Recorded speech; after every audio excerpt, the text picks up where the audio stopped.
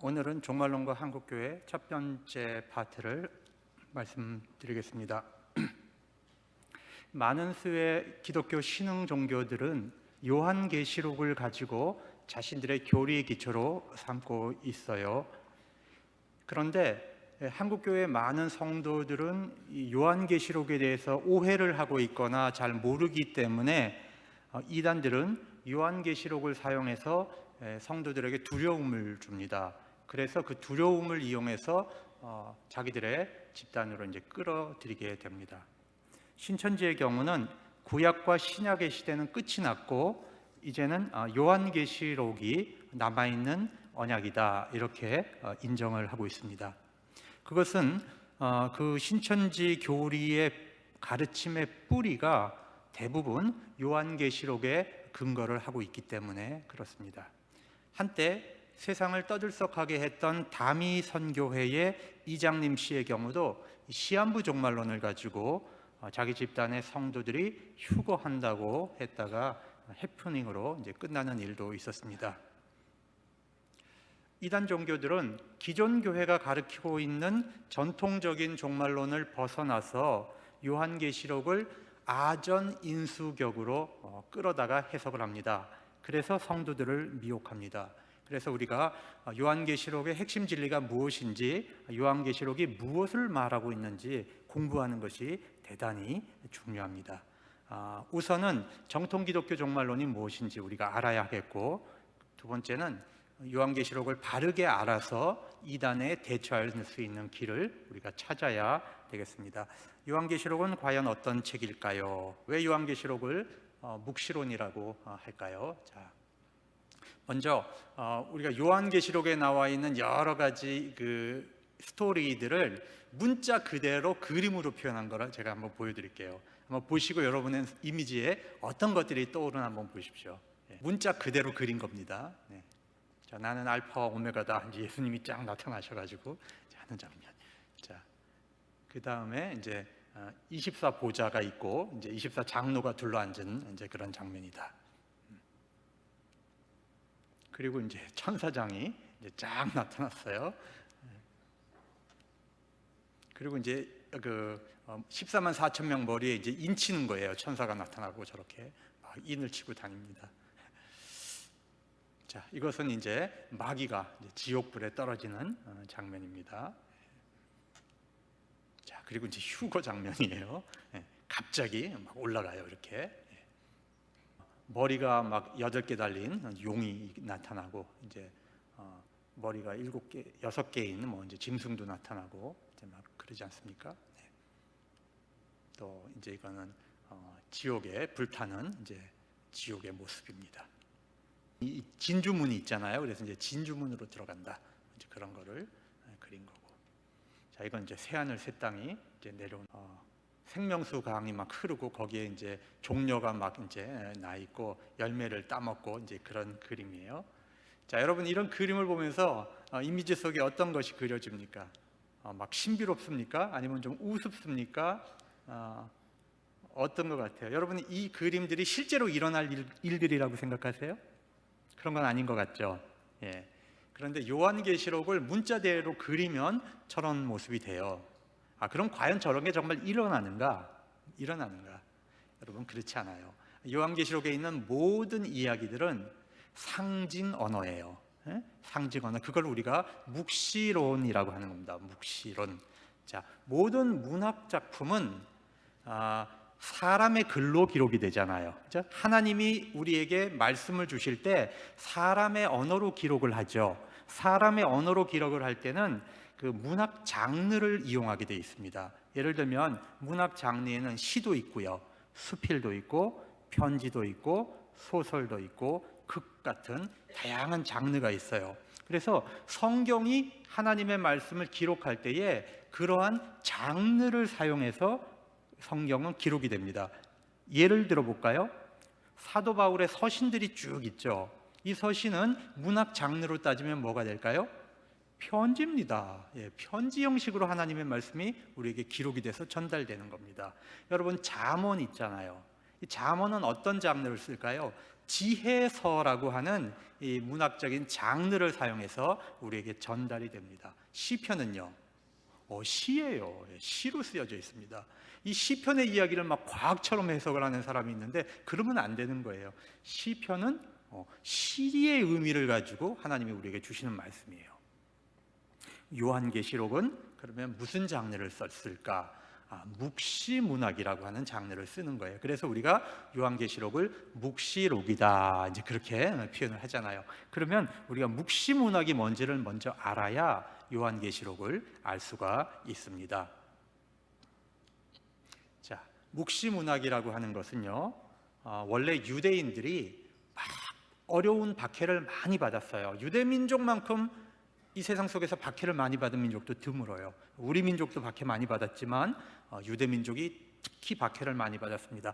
그 가운데서 신앙을 지키고 승리하기 위해서 문학작품으로 남긴 글들을 우리가 묵시문학이라고 합니다. 예를 들면 우리가 북이스라엘은 아수르에게 멸망을 해서 나라가 없어져 버렸습니다. 남쪽 유다는 바벨론에게 멸망해서 없어져 버렸어요. 나라가 없는 민족이 신앙을 지키려면 뭔가 근거를 남겨야 돼요. 그렇죠?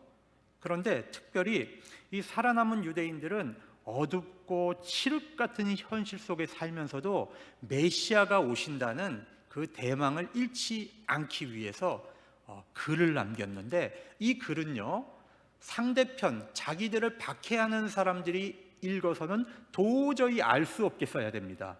다 들통나면 안 되잖아요. 비밀이 우리끼리 읽으면 알아. 그런데 상대방이 읽으면, 예를 들면 바벨론 통치자가 읽으면 도저히 이해할 수 없어야 돼요. 그런 식으로 글을 쓰는 겁니다. 그래서 위장 언어를 씁니다. 위장 언어. 특별히 말라기가 기록되고 나서 신약 성서가 기록되기까지 약 400년 기간 동안에 굉장히 많은 묵시문학이 기록이 됩니다.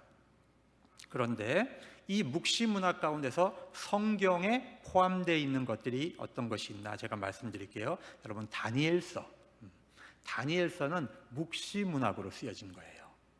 또 이사야서 24장에서 27장에 있는 내용은 이 묵시문학적 표현으로 기록이 된 겁니다.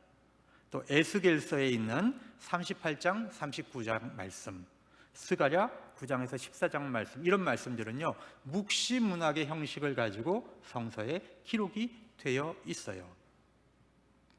그래서 비밀스럽게 기록을 하려고 하다 보니까 뭘 쓰느냐? 상징을 써요. 상징. 그리고 암호, 그리고 숫자를 쓰고요, 위장 언어를 씁니다. 위장 언어. 그래서요, 종종 인간을 뭘로 표현하냐면은 동물로 표현해요. 그래서 예를 들면 어린 양이다. 그럼 우리는 다 알아, 예수님인지. 근데 상대방은 몰라. 이렇게 꾸며놓는 거예요. 용, 용은 사탄이야. 우리는 사탄인 줄 알아.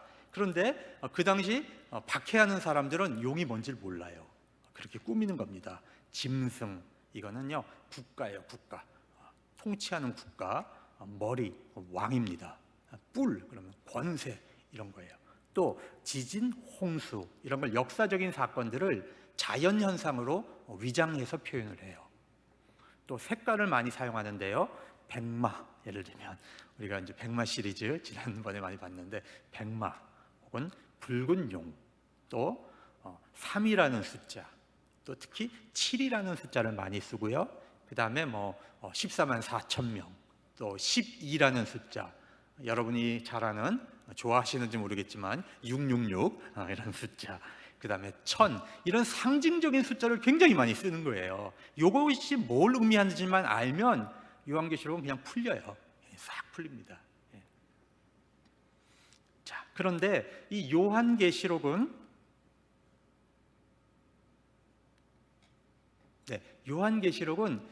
유대인이 남긴 묵시문학이 아니고요, 그리스도인이 남긴 묵시문학이에요. 그러니까 그리스도인이 로마의 통치하에서 로마인들은 알 수 없게 신앙의 박해가 올 때 신앙을 지키도록 하기 위해서 하나님의 계시를 받아서 묵시문학적인 표현을 사용해서 요한계시록을 기록을 한 거예요. 그래서 그 당시에 그리스도인들은 요한계시록을 읽으면 다 이해가 됐어요.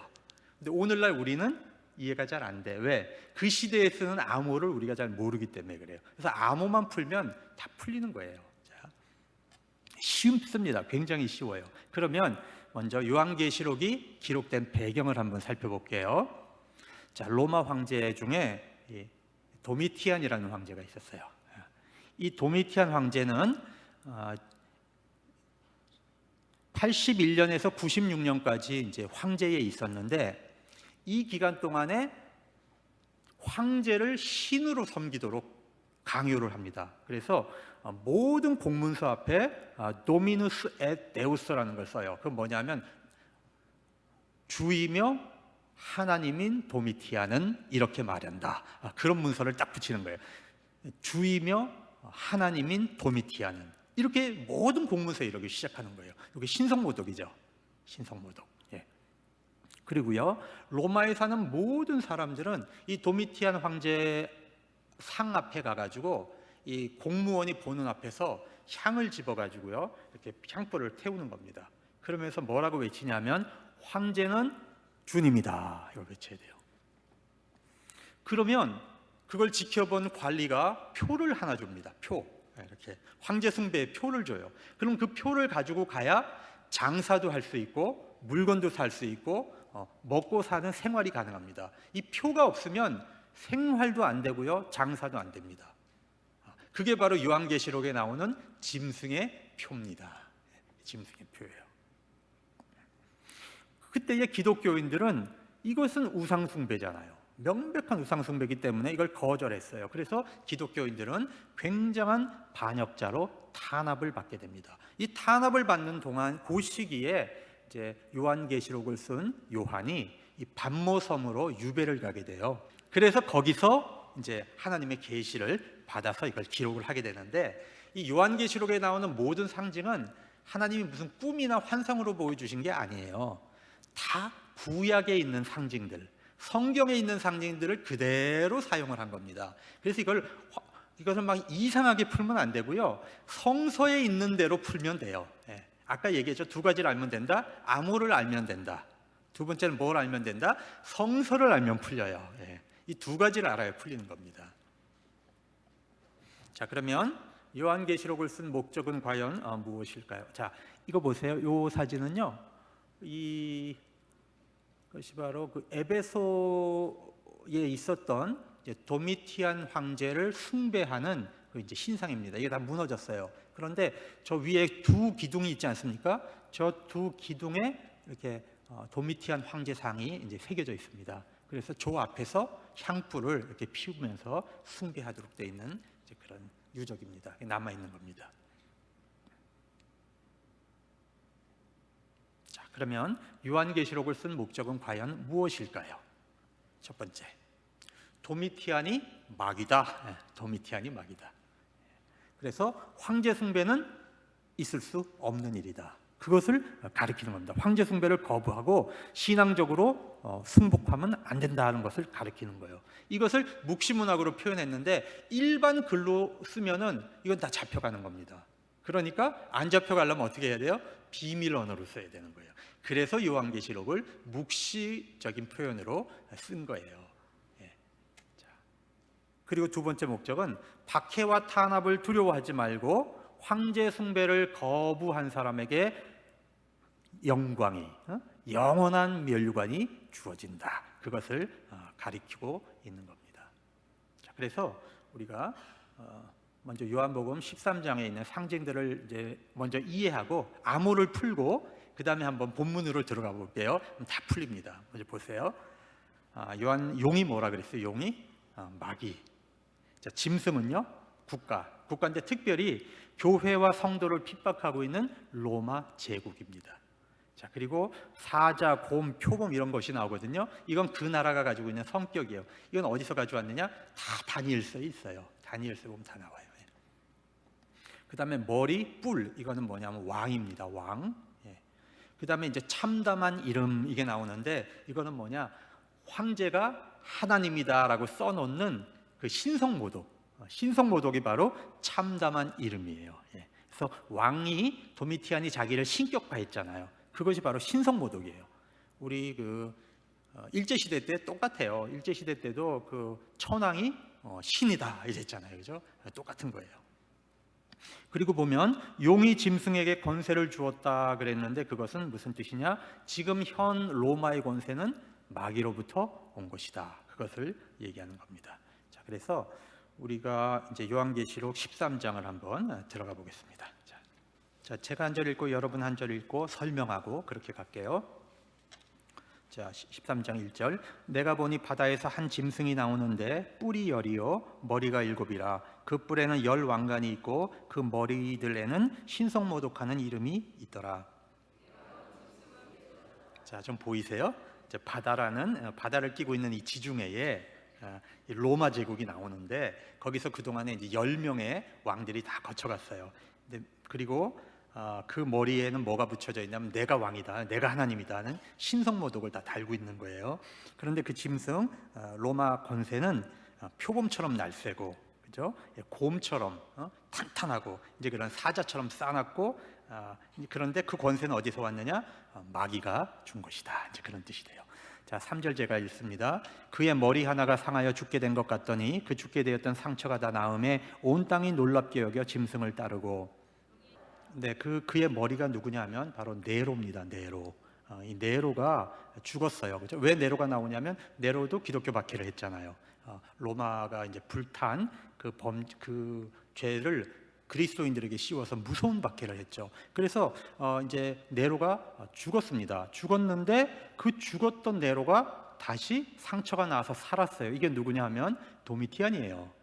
그러니까 그 당시 도미티안도 기독교 박해를 했잖아요. 그러니까 이 도미티안이 바로 네로의 환생이라고 여겨진 겁니다. 그 소아 시대에는 네로 환생설이 팽배하게 살아 있었습니다. 그래서 바로 이 도미티안이 바로 죽었던 그 머리가 다시 살아난 짐승입니다. 그런데 그 권세를 누가 줬냐? 사탄이 이제 줬다는 겁니다. 5절 읽습니다. 또 짐승이 과장되고 신성모독을 말하는 입을 받고 또 42달 동안 일할 권세를 받으니라. 보면 이제 42달이라고 하는 표현도 다니엘서에 나와요. 우리가 다시 한번 설명을 할 텐데 이게 이제 3년 반 동안 적그리스도가 통치한다. 이제 그런 뜻이에요. 그래서 42달은 3년 반이라는 기간을 의미하는 겁니다. 자, 그다음에 7절. 또 권세를 받아 성도들과 싸워 이기게 되고 각 족속과 백성과 방언과 나라를 다스리는 권세를 받으니. 네. 그러니까 구원받을 하나님의 성도들은 이 짐승을 경배하지 않지만, 우상 숭배하지 않지만 그 외에는 다 이 황제 숭배를 하더라. 이제 그런 뜻이 되는 겁니다. 자, 9절입니다. 누구든지 귀가 있거든 들을지어다. 네. 성도들이 박해를 받지만 신앙을 배교하지 말고 사로잡혀가고 칼에 죽더라도 성도의 인내와 믿음을 지켜라 하는 것이 바로 이 메시지예요. 자, 11절. 내가 보니 또 다른 짐승이 땅에서 올라오니 어린 양같이 두 뿔이 있고 용처럼 말을 하더라. 네, 여기서 이제 땅에서 또 한 명의 짐승이 올라오는데 이건 뭐냐면요, 어떤 특징이 있냐면 모양은 양이야, 모양은 선해. 그런데 말하는 건 뭐예요? 사탄의 말을 하는 거예요. 그러니까 달콤하게 사탄의 말을 하는 건데 이건 거짓 종교입니다. 거짓 종교인데 무슨 일을 하냐 하면 거짓 종교가 바로 그 짐승, 죽었다 살아난 짐승을 경배해라, 그 짐승을 경배해라 하는 역할을 하는 그 거짓 종교, 거짓 이념, 거짓 이데올로기를 지금 여기서 말하고 있는 겁니다. 13절. 큰 이적을 행하되 심지어 사람들 앞에서 불이 하늘로부터 땅에 내려오게 하고. 네, 얼마나 이게 능력이 있어 보였냐면 불이 하늘에서 땅에 내려온다 그랬죠. 이건 누구를 상징하는 거예요? 바로 엘리야가 갈멜산에서 불 떨어지게 했잖아요. 겉으로 그렇게 보인단 말이에요. 선지자처럼 보이는데 실제로 하는 일은 뭐예요? 그 짐승을 위해서 우상을 만들라 하더라. 그러니까 이 도미티안 황제의 신상을 만들어서 거기다가 절하게 하는 그런 종교다, 이런 뜻이에요. 자, 15장. 그가 권세를 받아 그 짐승의 우상에게 생기를 주어 그 짐승의 우상으로 말하게 하고 그 짐승의 우상에게 경배하지 아니하는 자는 몇이든지 다 죽이게 하더라. 네, 여기서 이마에 표를 받죠. 이게 바로 황제 숭배하고 받는 표예요. 황제 숭배한 다음에 주는 표인데, 자 17절입니다. 누구든지 이 표를 가진 자 외에는 매매를 못하게 하니 이 표는 곧 짐승의 이름이나 그 이름의 수라. 네, 여기서 바로 666이 나오는데 제가 666은 조금 이따가 설명을 드릴게요. 쉽죠? 암호만 풀고 우리가 구약만 알면 충분히 해석할 수 있는 게 바로 요한계시록이에요. 이거를 막 이상하게 꾸며가지고 막 그 환상으로 꾸며가지고 이단들이 잘못 사용하고 있는 거예요. 그래서 우리가 여기 넘어가지 않기 위해서는 요한계시록을 바르게 이해하는 그런 지혜가 필요합니다. 자, 그러면 이 아까 이 성경에 나오는 그 이제 막 표범의 모습과 뭐 곰발바닥에 뭐 그런 모양이 막 나오잖아요. 사자. 그걸 그림으로 그리면 이제 저런 모양이 되는데 실제로 저런 환상적인 것이 나타나느냐 그런 게 아니죠. 그걸 풀어보니까 뭐가 나왔어요? 분명한 역사적인 사실 속에서 하나님이 주신 말씀이 나온 거죠. 저렇게 환상 속에서 하나님이 주신 게 아니에요. 자, 요한계시록의 주제를 보면 요한계시록은 65권 다른 책들과 마찬가지로 우리의 구원을 위해 주신 책입니다. 우리를 공경에 빠뜨리거나 우리를 헷갈리게 하는 것이 이 책의 목적이 아닙니다. 그래서 오늘 읽은 계시록 2장 10절의 말씀 같이 보면은요. 한번 읽어볼까요? 시작. 받을 고난을 두려워 말라. 볼지어다 마귀가 장차 너희 가운데 몇 사람을. 계시록의 주제는 첫 번째 뭐냐? 로마의 박해를 두려워하지 말아라. 왜? 10일 동안 환난 받는다. 이게 무슨 뜻이냐면 굉장히 짧은 기간이다. 고난은 잠깐이다. 이거 잠깐 지나가는데 여기서 배교하지 마라. 견뎌라. 세 번째, 배교하지 않고 끝까지 주님을 따르면 생명의 면류관이 너에게 약속이 돼. 이렇게 희망의 메시지를 주는 거예요. 요한계시록의 목적은 희망의 메시지를 주는 것이지 절망하게 하고 두렵게 하고 어렵게 하는 것이 목적이 아닌 것입니다. 그런데 이단들은 이 계시록을 가지고 사람을 협박하고 구원 못 받는다 그러고 두렵게 만들어서 사람을 얽어매는 도구로 요한계시록을 사용하고 있는 거예요. 여러분, 계시록에 나오는 숫자, 상징적인 동물에 대한 표현을 아전 인수격으로 사용해서 성도들을 미혹하고 있는 거예요. 성숙한 신앙인들은요, 이 종말에 대한 말씀을 들을 때에 은혜와 감사를 느껴요. 왜? 구원의 확신이 있기 때문에 감사하는 거예요. 내일 당장 죽어도 성숙한 신앙인들은 두려워할 것이 없어요. 뭐 하나님이 내 아버지인데, 하나님이 내 아버지, 천지를 만찬주하신 전능하신 하나님 아버지가 내 아버지인데 뭘 두려워할 게 있어요. 그래서 종말로는 우리에게 기쁨이고 희망이지 결코 두려움이 아니에요. 왜 사람들이 이단에 빠지느냐? 종말을 두려워해서 그래요. 여러분, 종말을 두려워하는 것은 결코 신앙이 아닙니다. 두려워하는 것은 불신앙이에요. 불신앙. 그래서 이단의 뿌리는 어디서 온다? 두려움에서 와요. 두려움. 같이 한번 읽어보겠습니다. 계시록 21장 8절 시작. 두려워하는 자들과 믿지 아니하는 자들과 흉악한 자들과 살인자들과 행음자들과 술객과 우상 숭배자들과 모든 거짓말하는 자는 불과 유황으로 타는 못에 참여하리니 이것이 둘째 사망이라. 2장 11절 시작. 이긴 자는 박대선도 아니고 이만희도 아니고 이영희도 아니고 조희성도 아니에요. 이긴 자는 누구예요? 배교하지 않고 신앙을 지킨 모든 하나님의 성도들, 택함 받은 모든 하나님의 성도가 이긴 자입니다. 여러분이 고대하시던 666이 뭔가? 여러분, 1992년 휴거 소동이 막 나던 당시에 그 한편에서는 666 소동도 막 일어나고 있었어요. 666이 뭐냐? 말세에 일어날 적그리스도다, 그렇게 생각을 했습니다. 그래서 어떤 사람은 컴퓨터다, 어떤 사람은 바코드다, 바코드. 또 어떤 사람은 신용카드다. 심지어 어떤 사람은 고르바조프 머리에 있는 반점이 666이에요. 뭐 별의별 소리가 다 나왔어요. 별의별 소리가 다 나왔어요. 그런데 666은 우리가 요한계시록 13장 18절에 딱 한 번 사용되고 있죠. 이 구조를 정확히 주석하려면 요한계시록을 이제 필수적으로 이해를 해야 됩니다. 읽어볼까요? 누구든지 이 표를 가진 자 외에는 매매를 못하게 하니 이 표는 곧 짐승의 이름이나 그 이름의 수라. 지혜가 여기 있으니 총명이 있는 자는 그 짐승의 수를 세어보라. 그 수는 사람의 수니 666이다. 여기서요 조금만 지혜로우면 힌트가 다 있어. 666은 뭐냐? 사람의 수야. 근데 그 사람의 수는 이름의 수야. 아, 이름을 숫자로 표현한 거구나. 답이 힌트가 이미 들어있어요. 또 그런데 짐승은 누구야? 짐승은 국가죠. 혹은 로마의 황제입니다. 그런데 여기서 666을 풀면 네로라는 말을 히브리어와 라틴어 숫자로 표현하면 666이 딱 나와요. 예.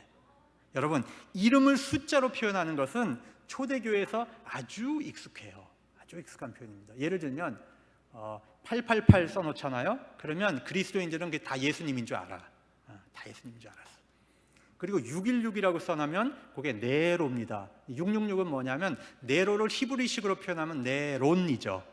네론이 돼서 n이 50이고요, e가 6이고 r이 500이고 O가 60이고 n이 50이에요. 이 숫자를 더하면 딱 666이에요. 너무 간단한 겁니다. 근데 그 사본이 있잖아요. 왜 신약 성경을 우리 원본이 없으니까 다 필사를 하잖아요. 근데 어떤 사본에는 뭐라고 돼 있냐면 616이라 이렇게 돼 있는 것도 있어요. 사본 중에. 그럼 뭐냐? 네로를 그냥 616으로 풀어서 쓴 거고 666은 네론을 풀어서 쓴 거예요. 아주 간단한 원리예요.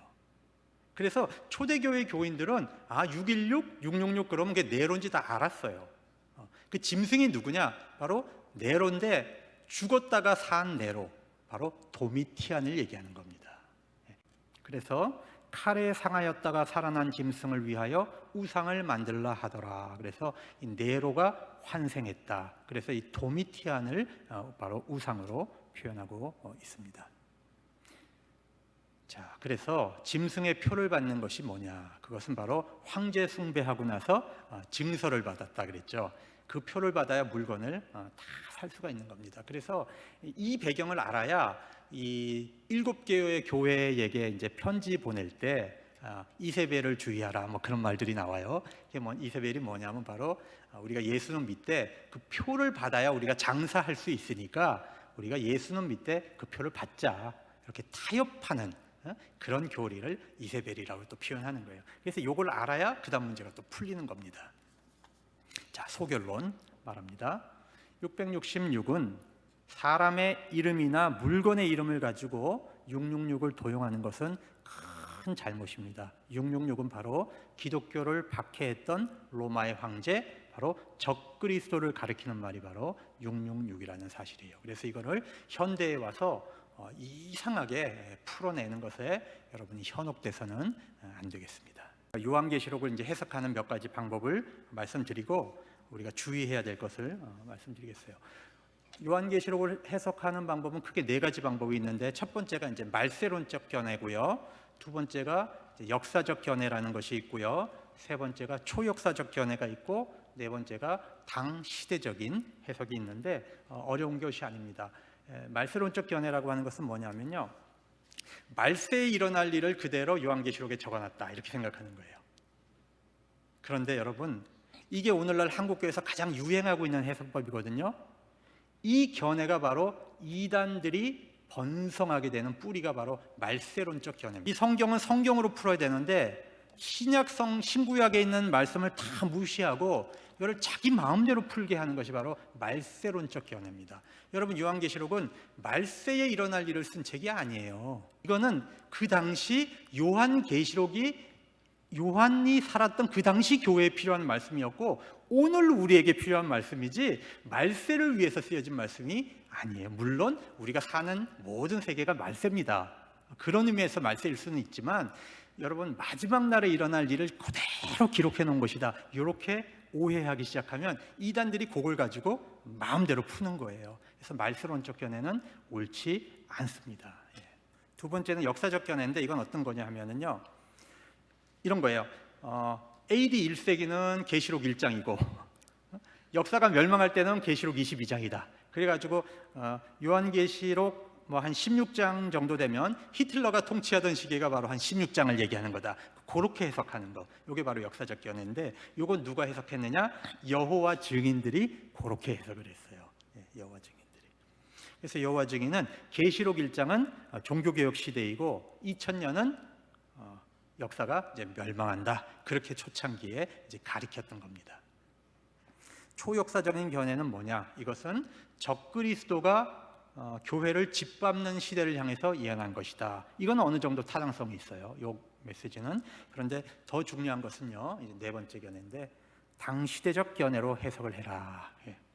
자, 요한계시록이 기록될 당시의 역사가 무엇이었는가 우리가 살펴보고, 지금 본 것처럼 우리가 13장 읽으면서 본 것처럼 그렇게 살피고, 묵시문학적으로 그것이 무엇을 뜻했는지를 우리가 살피고, 그렇게 해서 해석을 해가면 이게 크게 벗어나지 않고 해석이 돼요. 자, 그래서 계시록 1장 1절에는 이렇게 되어 있습니다. 예수 그리스도의 계시라.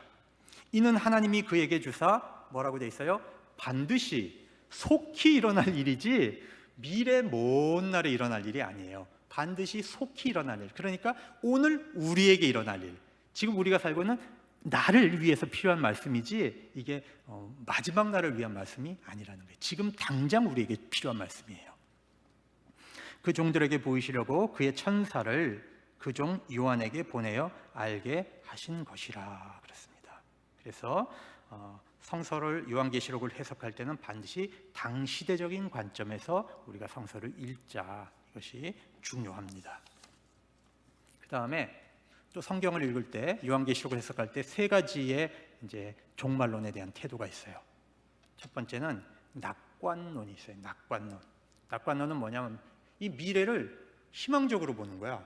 인간이 노력해서 열심히 노력하면 이 땅에 인간의 노력으로 하나님 나라를 건설할 수 있어. 이렇게 막 희망적으로 보는 거예요. 이거 굉장히 잘못된 생각이에요. 이거는 뭐가 잘못됐느냐? 굉장히 인본주의적이고 자유주의적인 생각인데, 여러분, 하나님의 개입이 없이 인간의 노력만으로 이 역사는 절망이에요. 인간의 역사 안에는 죄가 있고, 그렇죠? 악이 있고 사탄이 역사해요. 그래서 결코 인간의 노력과 힘으로는 이 땅에 하나님이 원하시는 나라를 세울 수가 없습니다. 그래서 이 낙관적 역사관은 잘못된 역사관입니다. 그럼 두 번째 역사관이 있는데, 비관적 역사관이 있어. 어차피 이 세상은 망하도록 설계되어 있다는 거예요. 어차피 망해. 그래서 사회를 개혁하려고 노력할 필요도 없어. 어차피 망하는데 뭐. 이런 걸 잘 반영한 그 가스펠인데, 제가 제일 싫어하는 거 뭐냐면, 죄 많은 이 세상은 내 집안이네, 뭐 이런 거예요. 저 천국 보안은 다 저기에 있네. 왜 살아요? 빨리 죽으면 되지. 여러분, 하나님께서 우리를 이 땅에 살려주신 것은 구원은 얻었지만 사명이 있기 때문에 사는 거잖아요. 하나님의 뜻을 실천하기 위해서. 그렇기 때문에 죄 많은 이 세상은 내 집안이네, 그거는 처음 필요해. 우리가 회심했을 당시에. 그러나 회심한 다음에는, 우리가 사명을 깨닫는 다음에는 이 역사 속에서 우리에게 주어진 사명을 실천해야지, 죄 많은 이 세상은 내 집안이네 그러면 안 돼요. 이런 세계관이 바로 비관적 역사관이라는 거예요. 그런데 오늘날 한국교회는 굉장히 많은 교회가, 90% 이상의 교회가 이 비관적 역사관을 갖고 있어요. 이게 또 문제입니다. 여기서 이단이 자라요. 여기서. 교회가 사회적 책임을 가져야 하는데 그걸 못하게 해요. 그냥 영혼 구원만 하면 된다. 이 사회에 어떻게 되든지 영혼 구원만 하면 된다. 그것이 바로 이단들이 막 자라게 하는 잘못된 역사관이 바로 비관주의입니다. 그러면 성서는 뭘 얘기하느냐? 낙관주의도 안 되고요, 비관주의도 안 됩니다. 성서는 뭐예요? 이 역사 안에는 비록 죄와 어둠이 있고 의로운 사람들이 고난을 당하지만 결국 이 역사의 주인은 하나님이시고, 예수 그리스도는 결국 승리한다라고 하는 믿음에 입각한 희망주의, 우리가 믿음으로 보는 희망, 이것이 바로 성서가 가르치고 있는 역사예요. 요한계시록이 그걸 가르치고 있는 거예요. 요한계시록이. 그래서 요한계시록을 비관주의로 보면은 우리가 성서를 잘못 읽게 돼요. 요한계시록은 희망적 역사관을 갖고 읽어라. 자, 우리가 이제 정리해 보면 이래요. 오늘날 한국교회는 말세론적으로 요한계시록을 읽어요. 많은 사람들이. 두 번째는 비관적 역사를 갖고 읽어요. 그래서 이런 풍토 속에서 이단들이 자라요. 이단들 보세요. 다 역사를 비관주의로 봅니다. 그리고 다 요한계시록을 말세론 쪽으로 봅니다. 이거는 한국 교회 안에 그런 풍토가 자리 잡고 있기 때문에 이단들이 자라는 양분을 제공하고 있는 거예요. 그래서 우리가 지금부터라도 생각을 바꿔야 된다. 그래서 요한계시록은 당시대적 관점에서 읽어야 된다. 두 번째는 희망주의를 읽어라. 희망주의. 하나님이 승리하신다. 하나님이 역사의 주인이시다. 결코 마귀는 승리하지 못한다. 이 희망주의를 읽어라. 이것이 중요합니다. 자, 제가 그 희망주의적 관점에서 쓰여져 있는 5절을 몇 개 이제 소개합니다. 1번에 이렇게 돼 있어요. 이 예언의 말씀을 읽는 자와 듣는 자와 그 가운데 기록한 것을 지키는 자는 뭐가 있다고요? 복이 있나니. 다 복이 있다 그랬어요. 두 번째, 지금 이후로 주 안에서 죽는 자는 복이 있도다. 자, 3번, 내가 도둑같이 오리니 누구든지 깨어 자기 옷을 지켜 벌거벗고 다니지 아니하며 자기의 부끄러움을 보이지 않는 자는 복이 있도다. 자, 4번, 천사가 내게 말하기를 기록하라. 어린 양의 혼인잔치에 청함을 받은 자들은 복이 있다. 자, 5번이죠. 네, 5번 시작. 이 첫째 부활에 참여하는 자는 복이 있다. 6번, 자, 6번의 시작. 보라, 내가 속히 오리니 이 두루마리의 예언의 말씀을 지키는 자는 복이 있다. 7번, 자기 두루마리를 빠는 자들은 복이 있으니 이는 그들이 생명나무에 나아가며 문들을 통하여 성에 들어갈 권세를 받으려 함이로다. 성서가 얘기하고 있는 건 비관이 아니에요. 성서가 얘기하고 있는 건 희망입니다. 하나님의 성도들이 복이 있다는 거예요. 복이 있다는 거예요. 그래서 계시록은 그 당시에 박해를 받으며 신앙을 지키는 사람들에게 소망과 희망을 주는 그런 말씀입니다. 고난은 짧지만 영광은 영원하다. 고난은 짧지만 영광은 영원하다. 조금만 참아라. 조금만 참으면 승리할 수 있다는 소망을 주는 거예요. 여러분, 우리가 우리 교회사 속에서 이걸 그대로 적용할 수 있어요. 우리가 일제에게 신사참배 마지막으로 결정한 게 38년도예요. 그렇죠? 그러면 조금만 더 참고 2년만 뻗쳤으면, 40년까지만 뻗쳤어도 여러분, 우리가 그렇게 일제에게 참혹하게 굴복하지 않아요. 왜? 일제는 패망으로 가고 있었어요. 45년에 우리가 해방이 되잖아요. 조금만 버티면 되는 거예요. 그 계시록이 바로 우리가 그렇게 고난받고 있는 시기에 우리에게 주시는 하나님의 말씀이었던 거예요. 말세에 이루어질 말씀이 아니라 그렇게 고난받는 그리스도인들 모두에게 주시는, 오늘 우리에게 주시는 말씀이에요. 여러분, 우리의 삶 속에 고난이 있죠? 고난이 있죠? 바로 그 계시록이 지금 나에게 주시는 말씀이죠. 여러분, 그렇게 읽어야 되는 거예요. 그거를 멸망할 역사를 위해서 주신 것이다 이렇게 읽으면 안 되고, 오늘 나에게 주시는 말씀 이렇게 읽어야 돼요. 자, 계시록 21장 6절에서 8절 말씀 봅니다.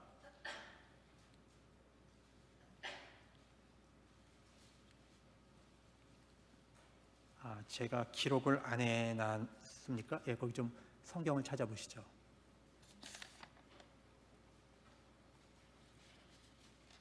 계시록 21장 6절에서 8절 말씀, 계시록의 최종 결론입니다.